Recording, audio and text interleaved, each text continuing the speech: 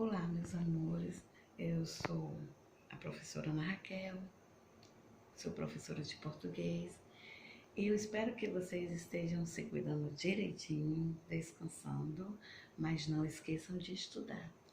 E pensando em vocês, hoje eu vim com a aula sobre a língua e suas mudanças. Eu costumo dizer que a nossa língua, o nosso português, é vivo. Por quê? Porque passa por mudanças constantemente, né? E para poder acontecer essas mudanças, ele sofre tudo isso, passa por tudo isso devido aos componentes, certo? Então, assim, o nosso português, apesar de ser um único português, ele sofre variações. E o que seria uma variação? Uma variação linguística é justamente a capacidade que a nossa língua tem de se adaptar, de se adequar a alguns componentes que eu citarei agora. O nosso primeiro componente responsável por essa variação pode ser histórico, que está relacionado ao tempo. Também pode ser social, que está ligado a classes sociais, a grupos sociais. Pode ser regional também, que está ligado a regiões, cidades, estados. E também pode ser estilo, que é o tipo de linguagem formal, informal, coloquial. Então, agora eu estarei explicando passo a passo como são esses componentes. A nossa língua, ela foi originalizada por muitas culturas, né? E assim, ela vem passando por mudanças muito antes, não foi só agora. Desde sempre a nossa língua ela sofre mudanças. Como por exemplo, a linguagem dos nossos avós, dos nossos pais, são diferentes da nossa. Muitas vezes nós desconhecemos algumas palavras que eles, né, emitem, que eles falam. Também nós, vocês, tem outras expressões que eles desconhecem.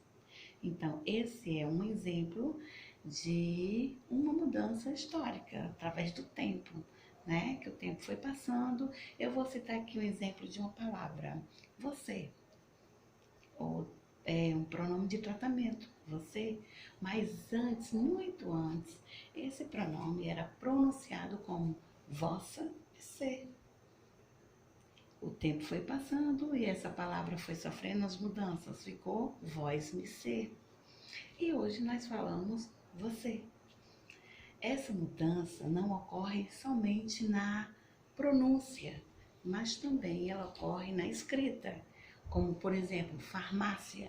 Hoje é escrito com F, farmácia, mas antes era escrito com PH, TH, que tinha o mesmo som de F. Então, farmácia, foto, né? Falando em foto, também a palavra fotografia.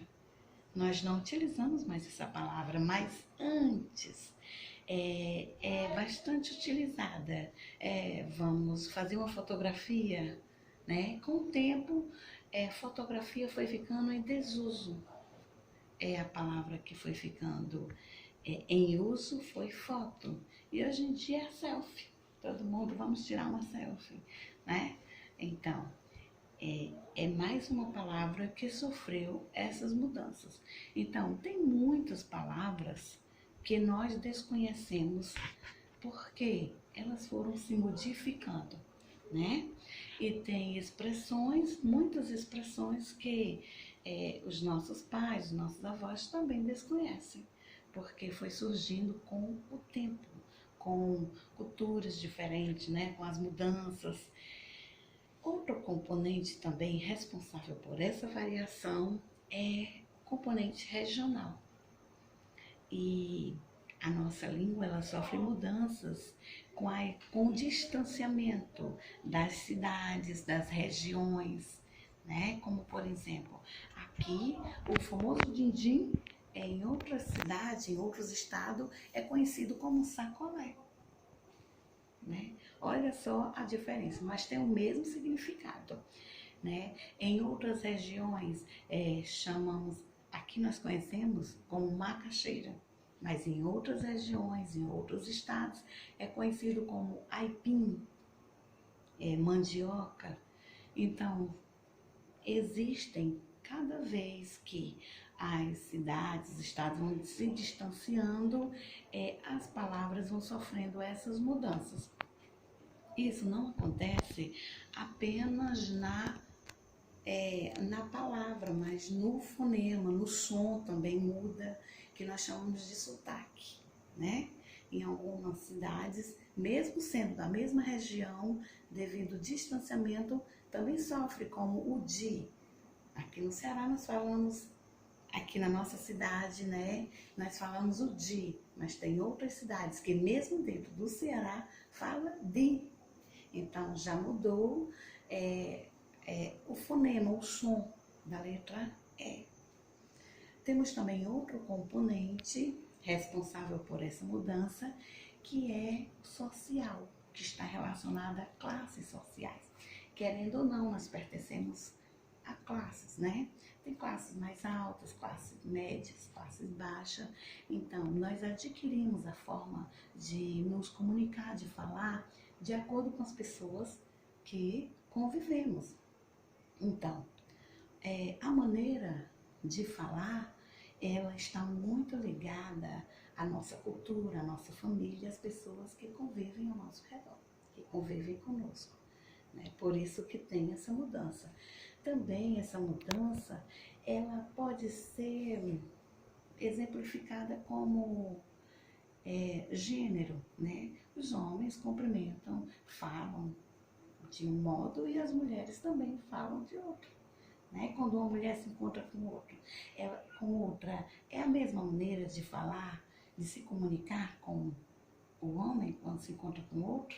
Não é, né? Então tem uma diferença também. Também há uma diferença na fala, na linguagem, se referindo à idade, né? As pessoas adultas se comunicam diferente de um adolescente, de um jovem, de uma criança.